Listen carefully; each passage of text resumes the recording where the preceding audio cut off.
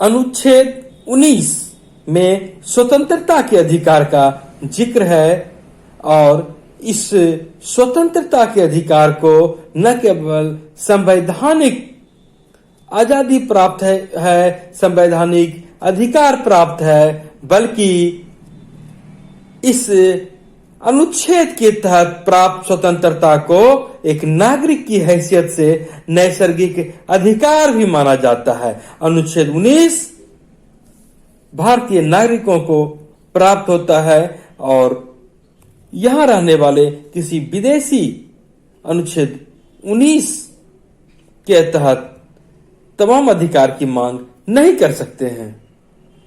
अनुच्छेद 19 में भी 1, 2, 3, 4, 5, 6 धाराएं है। यहां पर अनुच्छेद 19 का 1 जहां स्वतंत्रता के तमाम अधिकारों की बात करती है, इन्हीं अधिकारों के बल पर हम स्वतंत्रता का उपभोग करते हैं, कोई भी कार्य करते हैं।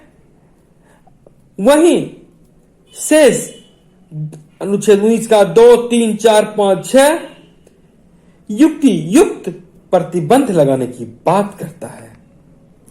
अनुच्छेद 19 1 में भी 6 अधिकार हैं और आप यह जान लें कि मूल संविधान में अनुच्छेद 19 में नागरिकों को 7 स्वतंत्रताएं प्रदान की गई थी और उनमें से संपत्ति की स्वतंत्रता का अधिकार यह समाप्त कर दिया गया है। आप जानते हैं कि 44वां संवैधानिक संशोधन द्वारा संपत्ति के अधिकार की समाप्ति कर दी गई और 6 स्वतंत्रताएं वर्तमान समय में लोगों को प्राप्त है। अनुच्छेद 19(1)(a) में कहा गया है कि लोगों को विचार एवं अभिव्यक्ति की स्वतंत्रता होगी। 19(1)(b) में शांतिपूर्ण सभा करने की स्वतंत्रता है।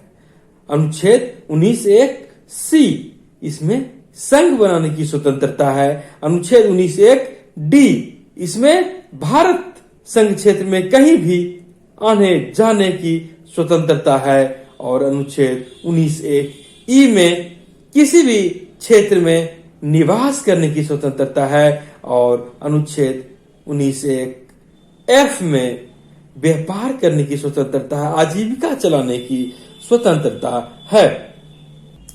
न्यायालय ने तो यहां तक कह दिया है कि पश्चिम बंगाल राज्य बनाम सुबोध गोपाल बोसे IR 1956 SC 92-95 में कहा था कि ये स्वतंत्रताएं नागरिकों को नैसर्गिक रूप से प्राप्त होगी, नैसर्गिक अधिकार होगा और इन सबों के साथ साथ एक स्वतंत्र नागरिक के लिए लोकतांत्रिक मूल्यों के लाभ उठाने के लिए इनके अतिरिक्त भी कई प्रकार की स्वतंत्रताओं की आवश्यकता होती है, होगी और राज्य अधिकार उसे देगा।